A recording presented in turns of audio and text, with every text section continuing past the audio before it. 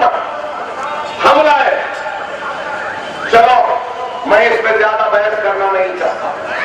मैं आरएसएस वालों से कहूंगा,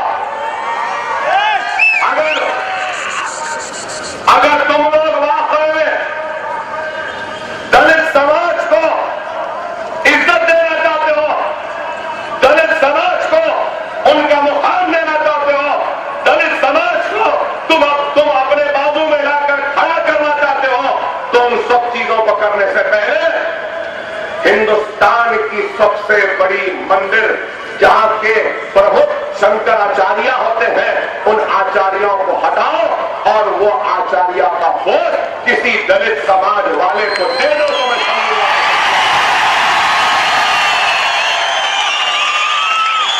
क्या देवे? नहीं देते। अरे आज हमारा दलित भाई मंदिर में आज भी कई मनाजिर है जहां पे उसका दाखिला ममनू है, इजाजत नहीं है, नहीं जा सकता। पुजारी बनना तो बहुत दूर की बात। आज भी कुएं हैं, जिस कुएं से दलित पानी नहीं पी सकता, अगर पी लेता है तो उन कुओं में जहर डाल दिया था। क्या यह हकीकत नहीं है? अरे आज मजलिस इत्तेहाद और मुस्लिमीन आई है, आपके दरमियान आपके हक के लिए जिद्दोजहद करने के लिए आई। मैं आपके पास, आपके दरमियान में हूं, इतनी दूर से आया हूं, तो कोई इज्जत के लिए नहीं, कोई शोहरत के लिए नहीं, कोई दौलत के लिए नहीं, बल्कि सिर्फ और सिर्फ हिंदुस्तान के 25 करोड़ मुसलमानों के नाइंसाफी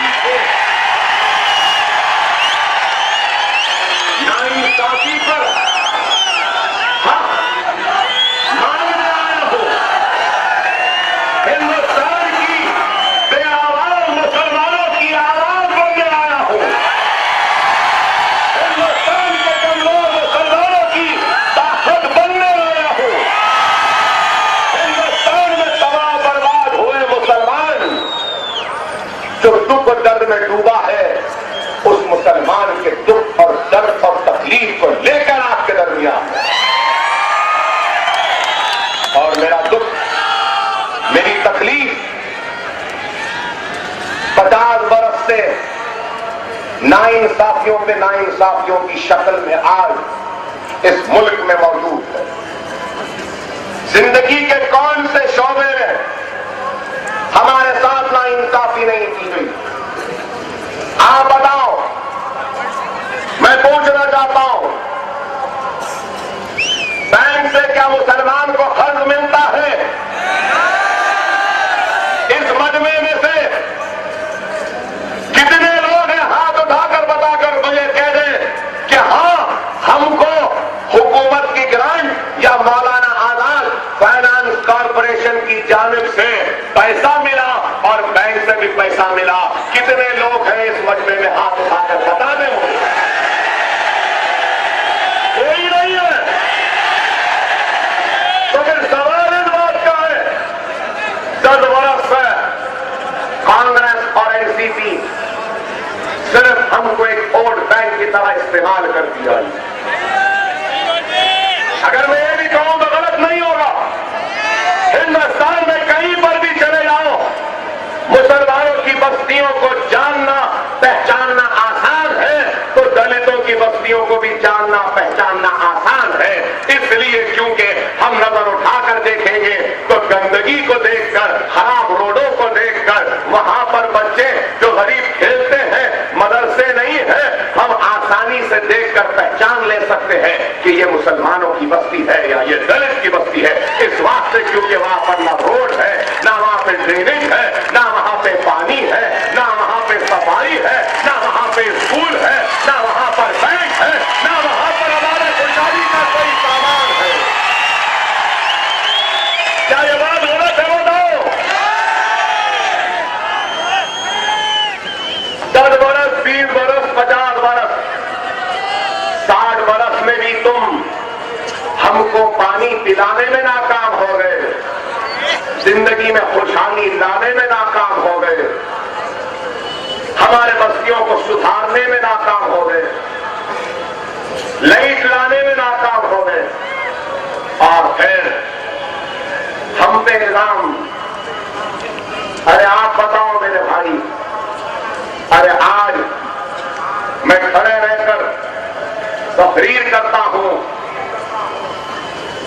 तो मेरी आवाज में एक गुस्सा है, एक नाराजगी है, तो वो गुस्सा किसका है? वो नाराजगी क्यों है? अरे वो नाराजगी, वो गुस्सा इस बात का है कि मुझसे नाइंसाफी की।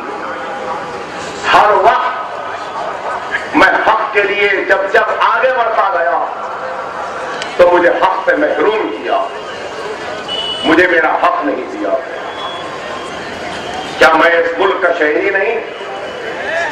क्या मैं हिंदुस्तानी नहीं? तो फिर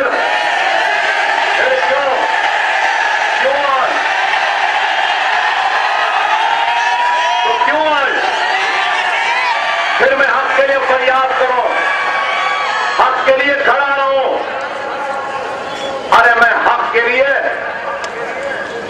एक फकीर या भिखारी बनकर कठोरा हाथ में लेकर इख्तियार से भीख मांगने के लिए नहीं खड़ा हूं।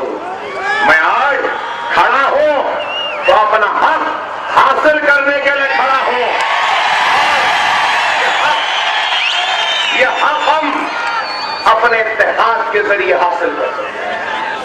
यह हक हम हमारी सियासी बेदारगी के जरिए हासिल कर सकते हैं। यह हक हम एक परचम तले जमा होकर हासिल कर सकते हैं। यह हक हम मुंतशिर रहकर बढ़कर हासिल नहीं कर सकते। अगर हम मुंतशिर रहेंगे, बटे हुए रहेंगे, तो फिर हमारा मुस्तकबिल तारीख में रहेगा। आज महाराष्ट्र में 85% मुसलमान गुर्बत की सतह से नीचे की जिंदगी गुजार रहा। 85%, 85% मुसलमान बिलो पॉवर्टी लाइन में। क्या ये इंसाफ है? बताइए।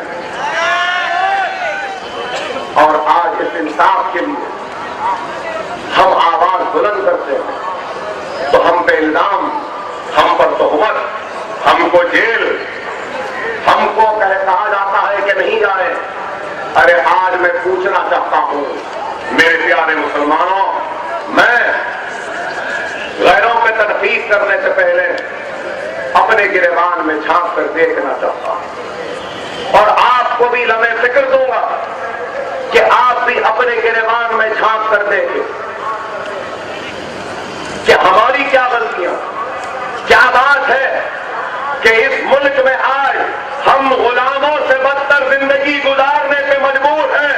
क्या बात है कि हमारे बच्चे जेलों में सड़ रहे हैं। क्या बात है कि हमारी बस्तियों में गंदगी है। क्या बात है कि हमारी जिंदगियों में खुशहाली नहीं। क्या बात है कि हमको इंसाफ के लिए गैरों की चौखट पे खड़े होना है। क्या बात है कि हमको आज अपने हक के लिए दूसरों के सामने झुकना है। क्या बात है कि कोई हमारी आवाज सुनने वाला नहीं है। क्या बात है कि हमारा खून बह रहा है और बेआवाज बह रहा है। क्या बात है कि आज हमारी शरीयत को खत्म करने की बात की जाती है और हम खामोश हैं।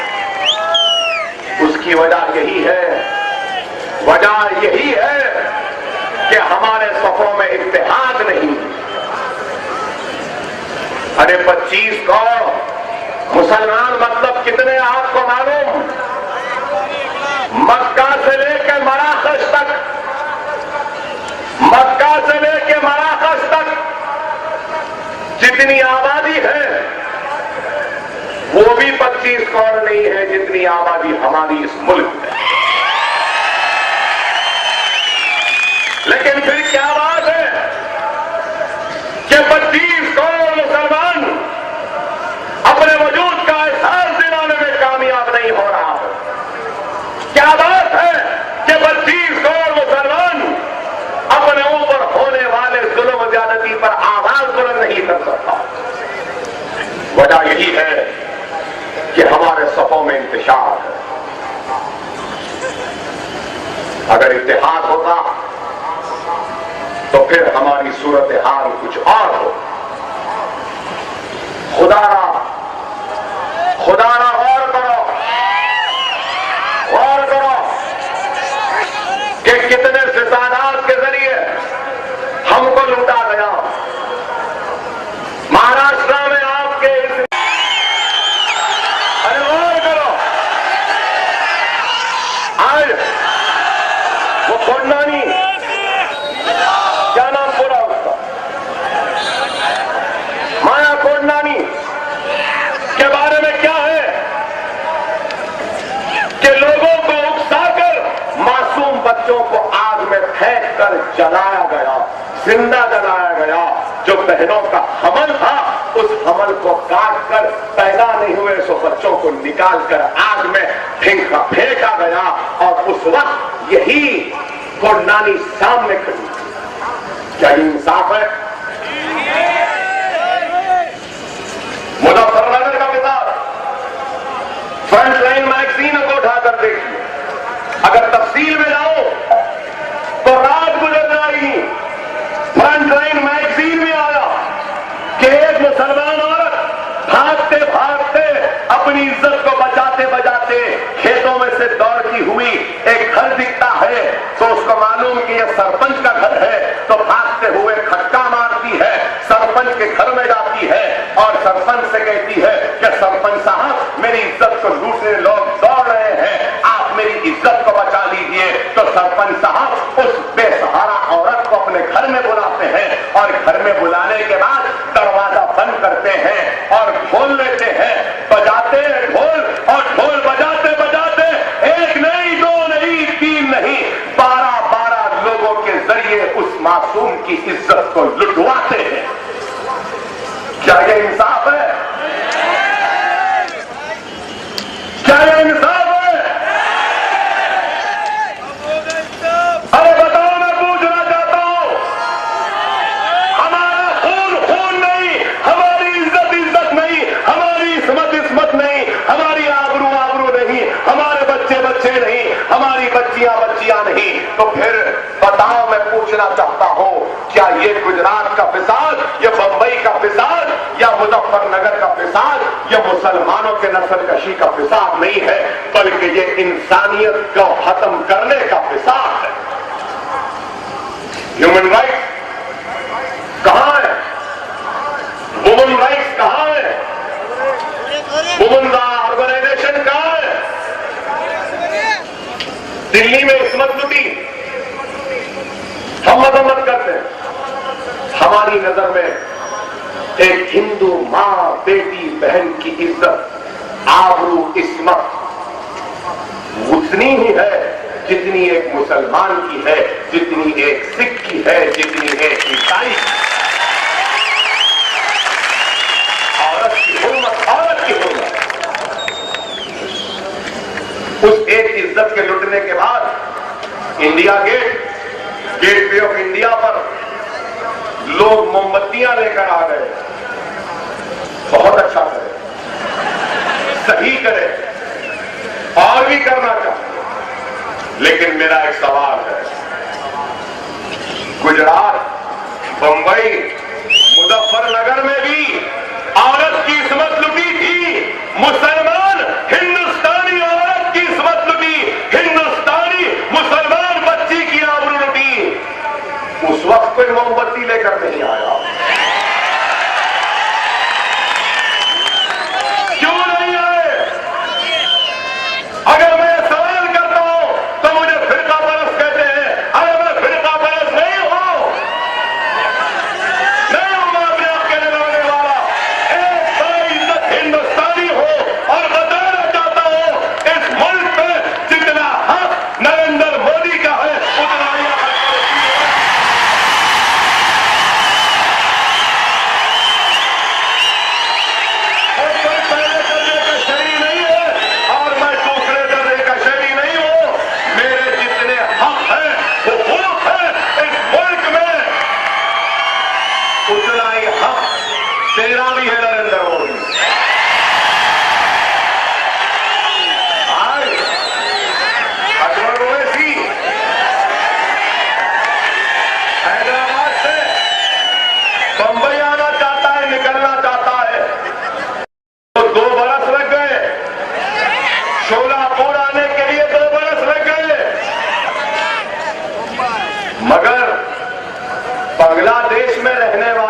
तस्लीमा नसरीन को 1 बरस का वीजा मिल जाता। वाह, बांग्लादेशी को इज्जत देते हो, वीजा देते हो, रहने की इजाजत देते हो, और मैं जाना चाहूं नहीं जा सकते। अगर कहीं जाता हो तो मुझसे पहले नोटिस पहुंच जाती है। अकबर साहब ऐसे मत बोलो, अकबर साहब वैसे मत बोलो।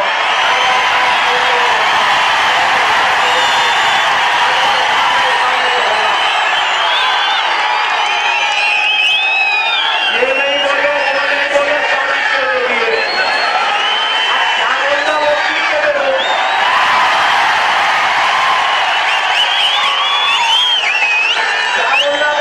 दे दो। अरे आप बताओ, क्या मुझे अपने मुल्क हिंदुस्तान में आजादी के साथ घूमने फिरने का भी हक नहीं है? क्या मैं पूछना चाहता हूं?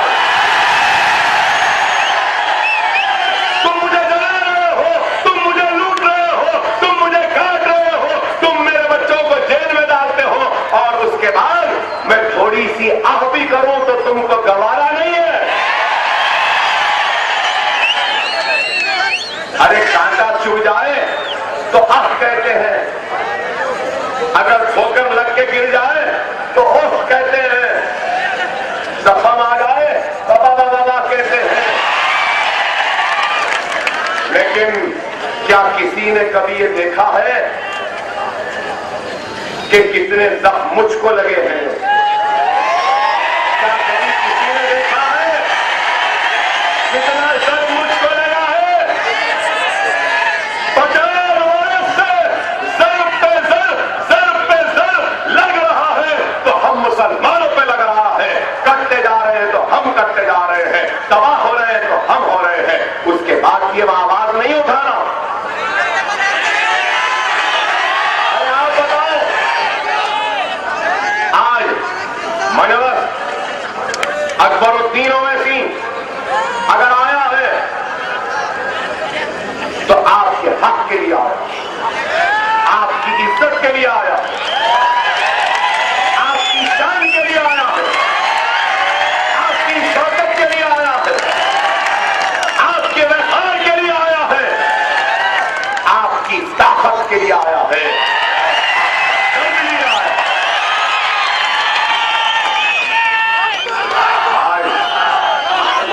मुझसे कहते हैं ऐसा नहीं कहना, वैसा नहीं कहना। मैं पूछना चाहता हूं, क्या क्या हुआ 100 दिन में?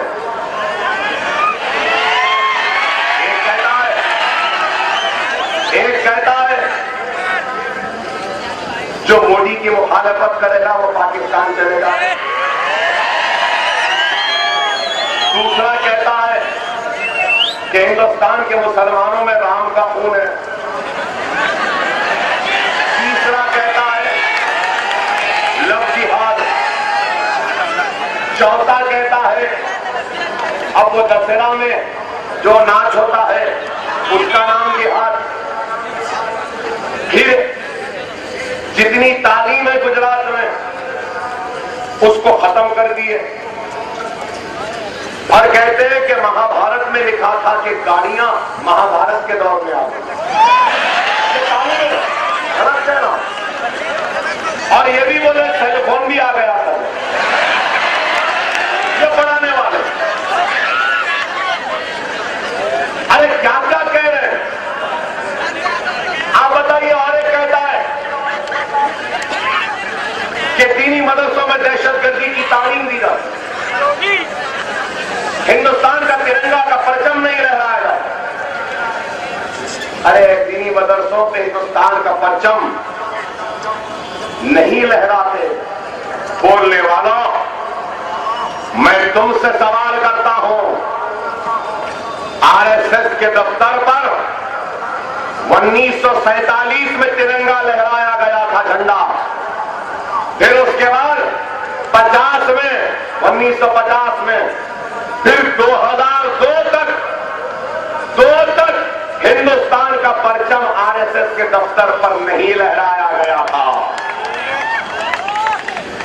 आरएसएस, संघ परिवार, बीजेपी, आरएसएस, विश्व हिंदू परिषद, नरेंद्र मोदी, आरएसएस के सरबराह सुदर्शन, बीएचपी के सरबराह अशोक सिंघल, बताओ तो सही, आरएसएस के दफ्तर पे झंडा क्यों नहीं लहराए? वो तो नहीं लहराते। हमसे सवाल, हिंदुस्तान के मुसलमानों में राम का खून है। अरे दीवाने राम का नहीं है,